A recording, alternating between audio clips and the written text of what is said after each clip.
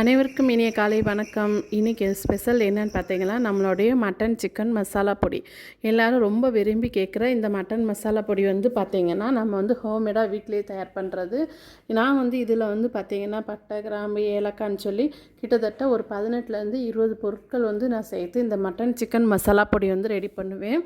இந்த வீடியோ தான் இன்றைக்கி உங்களோட ஷேர் பண்ணிக்கிறேன். அது மட்டும் இல்லைங்க, எப்படி இந்த பொடி வச்சு மட்டன் சிக்கன் குழம்பு வைக்கலாம் அப்படின்னு. இது மட்டன் சிக்கனுக்கு மட்டும்தான் இல்லைங்க, நம்மளுடைய வெஜ் குருமா, அப்புறம் நீங்கள் வைக்கிற எல்லா விதமான பிரியாணி, காளான் கிரேவி, அப்புறம் பன்னீர் பட்டர் மசாலா எல்லாத்துக்கும் இந்த மசாலா சேர்த்திங்க அப்படின்னா ரொம்ப டேஸ்ட்டாகவும் சூப்பராக இருக்குங்க. அப்படியே கடையில் வாங்குகிற அதே டேஸ்ட்டு அப்படியே இருக்கும்.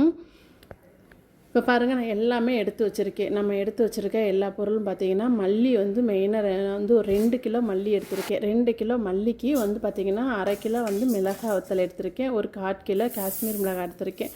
இவ்வளோ தான் மெயினான அளவு. வந்து மற்ற எல்லா ஜாமான்னு பார்த்திங்கன்னா பட்டை, கிராம்பு, ஏலக்காய், முந்திரி, கல்பாசி, மிளகு, சீரகம், சோம்பு, அப்புறம் வந்து பார்த்திங்கன்னா ஏலக்காய், கடுகு, ஜாவுத்திரி, மராட்டி முக்கு, கசகசா, கல்பாசி, அது போக மஞ்சள் தூள், இப்படி ஸ்டார் அனாசின்னு சொல்லி எல்லாமே வந்து பார்த்திங்கன்னா கிட்டத்தட்ட நம்ம எடுத்துருக்க வந்து பொருள் வந்து பார்த்திங்கன்னா ஒரு 18லேருந்து 20 பொருட்கள் வந்துடும். கசகசா வந்துடும்.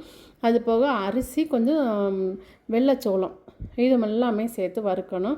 வறுக்கும்போது பார்த்திங்கன்னா நம்ம எடுத்துருக்க வாசனை பொருட்களை டைரெக்டாக வந்து நம்ம வந்து போடாமல் கொஞ்சம் மல்லியோடு சேர்த்து போட்டு வறுத்து எடுத்தாச்சு. இப்போ கடைசியாக இலையும் கல்பாசியும் வந்து டக்குன்னு கருகக்கூடியது, அதை மட்டும் சட்டி அந்த இரும்பு கடாய் சூட்லேயே போட்டு வறுத்து எடுத்தாச்சு.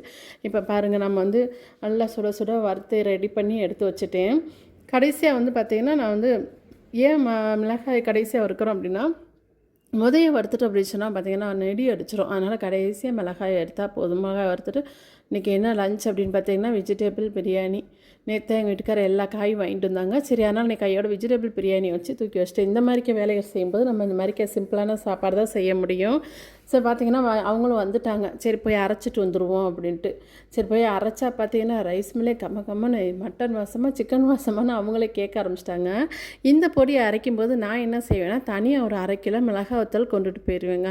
இப்போ கொண்டுட்டு போனோம் அப்படின்னு சொன்னால் நம்ம கறி மசாலா அரைச்சிட்டு கையோட இந்த மிளகா வத்தலை வந்து ஒரு 1/2 கிலோ வத்தலை தனி பொடியாக அரைச்சி கொண்டு வந்துட்டோம் அப்படின்னு சொன்னால் அது வந்து நமக்கு பொரியல், அதாவது கிழங்கு, எல்லா கிழங்கு பொரியலுக்கும் அந்த தனி மிளகாத்தூள் சேர்த்தோம் அப்படின்னு சொன்னால் கிழங்குங்கெல்லாம் ரொம்ப டேஸ்ட்டாக இருக்கும். அதே போல் மீன் வறுக்கிறதுக்கும் அந்த கறி மசாலா அரைச்சதுக்கப்புறம் நம்ம அரைச்சி வாங்குகிறோம் பாருங்கள், தனியாக ஒரு 1/2 கிலோ மிளகா வத்தல் கொண்டு போய் அதை தான் அங்கிட்டு தனியாக காய வச்சுருக்கேன். பெரிய ட்ரேயில் போட்டிருக்கிறது வந்து நம்மளுடைய மட்டன் சிக்கன் மசாலா. ஸோ தனியாக நம்ம கொண்டுட்டு போனால் அந்த மிளகாய் பொடியும் தனியாக அரைச்சி எடுத்துகிட்டேன். இப்போ எல்லாத்தையும் இங்கே ரைஸ் மில்லே காய வச்சு ஆற வச்சு கொண்டுட்டு வீட்டுக்கு வந்தாச்சு. இன்னொன்று என்னது வெள்ளை வழியில் இருக்குதுன்னு பார்த்திங்கன்னா, அது வந்து இடியாப்ப மாவு. என்னோடய ஸ்டைல் இடியாப்ப மாவு உங்களுக்கு வேணும் அப்படின்னு சொன்னால் நீங்கள் கமெண்ட் பாக்ஸில் சொல்லுங்கள். கண்டிப்பாக அந்த ரெசிபி உங்களோட ஷேர் பண்ணிக்கிறேன். இப்போ நம்மளுடைய மட்டன் சிக்கன் மசாலா பொடி ரெடி ஆகிருச்சுங்க. இப்போ பார்த்திங்களா, எடுத்து உடனே நான் வந்து சம்பளத்தில் போட்டுருவோம் அப்படின்னு சொல்லிட்டு நம்ம தான் ரைஸ் மில் ஆற வச்சுருக்கோம்ல அப்படின்னு நினச்சிட்டு எடுத்தால் அடியில் ஃபுல்லாக பொடி நல்லா ஹீட்டு. அப்புறம் இது வந்து கருத்து போயிடும். எப்போயுமே வந்து பொடி வந்து சூடு இருக்கக்கூடாது. அதனால் 2 தாம்பாளத்தில் கொட்டி வீட்லேயே ஒரு 2 மணி நேரத்துக்கு அப்படியே விட்டுட்டேன். நீ நல்லா ஆறிக்கிட்டே மற்ற வேலையெல்லாம் முடிச்சுட்டு வந்து எடுத்து 2 சம்படம் எனக்கு ஒரு 5 கிலோ 3 கிலோ சம்பளத்துக்கும் 1 கிலோ சம்பளத்துக்கும் வந்துருச்சு. சரியா, நெக்ஸ்ட் டே பார்க்கலாமா? இப்போ வந்து பார்த்திங்கன்னா எங்கள் வீட்டுக்கார் மட்டனும் சிக்கனும் 2மே வாங்கிட்டு வந்துட்டாங்க. பொடி அரைச்சிட்டோம் அப்படின்னு சொன்னால் உடனே வந்து பார்த்திங்கன்னா அதை வச்சிடணும். அப்போ தான் நமக்கு வந்து திருப்தியாக இருக்கும். வாங்கிட்டு வந்தால் மட்டன், சிக்கன், அப்புறம் நெஞ்சு எலும்பு. நான் வந்து எப்போயுமே வந்து மட்டனோட எலும்பு சேர்த்து போட்டு தான் வைப்பேன். 3/4 கிலோ மட்டனை ஒரு 1/4 கிலோ நெஞ்சு எலும்பு வாங்கியிருக்காங்க, 3/4 கிலோ சிக்கன் வாங்கியிருக்காங்க. என்னோடய ஸ்டைல் சிக்கன் கிரேவி பார்க்கலாமா? நான் வந்து நல்லெண்ணெய் ஊற்றிருக்கேன். நல்லெண்ணெய் கடாயில் இப்போ வந்து அந்த மிக்சியில் அரைச்சி ஊற்றிருந்தேன் தெரியுமா? அது என்னென்னு பார்த்தீங்கன்னா, ஒரு 2 பல்லாரி வெங்காயம், ஒரே ஒரு தக்காளி, அப்புறம் வந்து புதினா, மல்லி, இதுகளை மட்டும் ஒரு பேஸ்ட்டாக நான் அரைச்சிக்கிருவேன் ஃபஸ்ட்டு. இப்போ வந்து பார்த்திங்கன்னா நீங்கள் வந்து பட்டை, கிராம்பு, நம்மளுடைய மட்டன் சிக்கன் மசாலா பொடி இல்லை அப்படின்னு சொன்னால் இதை அரைக்கும் போதே நீங்கள் பட்டை, கிராம்பு, ஏலக்காய், சோம்பு இது சேர்த்து அரைச்சிக்கலாம். எல்லாத்தையும் போட்டு வதக்கிட்டு இப்போ வந்து நம்ம வீட்டில் இருக்கிற இஞ்சி பூண்டு பேஸ்ட் அதையும் சேர்த்து வதக்கிக்கோங்க. தக்காளியும் வெங்காயமும் அரைச்சி போட்டோம் அப்படின்னா சூப்பராக இருக்கும். இது என்னன்னு பார்த்தீங்கன்னா, நேற்று நம்ம அரைச்சி கொண்டு வந்து பார்த்திங்களா மட்டன் சிக்கன் மசாலா பொடி, ஸ்பெஷல் பொடி, நம்மளுடைய ஸ்பெஷல் ஹீரோன்னு சொல்லலாம். அந்த அளவுக்கு நம்ம கிச்சனில் வந்து டாப் லெவல் இருக்கக்கூடிய முதல் பொடின்னு சொன்னால் மட்டன் சிக்கன் பொடி.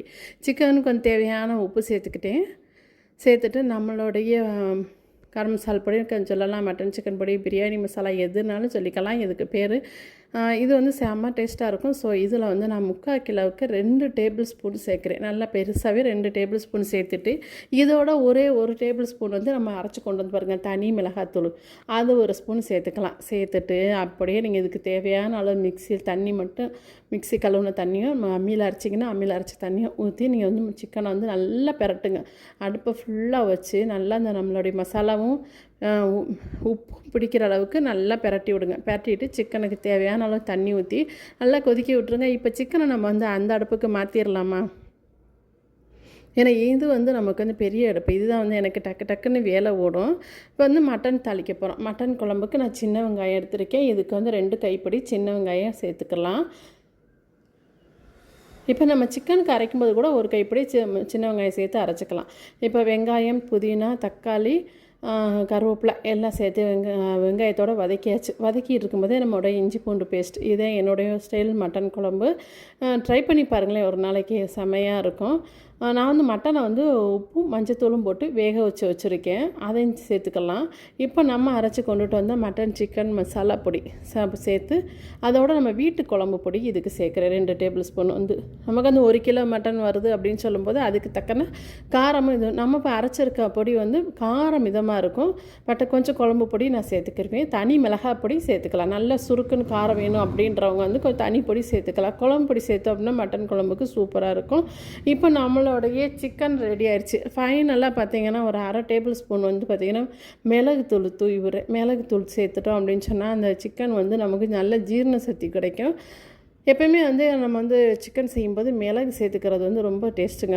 இந்த மிளகு வந்து முட்டையில் இதெல்லாம் சேர்க்கும்போது நமக்கு வந்து தேவையில்லாத சளி இருமல்லாம் இல்லாமல் இருக்கும். ஸோ இப்போ நம்மளுடைய சிக்கன் கிரேவி ரெடி ஆயிடுச்சு.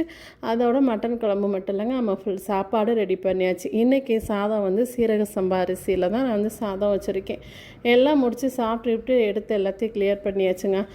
நாளைக்கு இன்னொரு வீடியோவில் உங்களை சந்திக்கிறேன். இந்த வீடியோ பிடிச்சிருந்தா என்னோடய சேனல் சப்ஸ்கிரைப் பண்ணி லைக் பண்ணிக்கோங்க.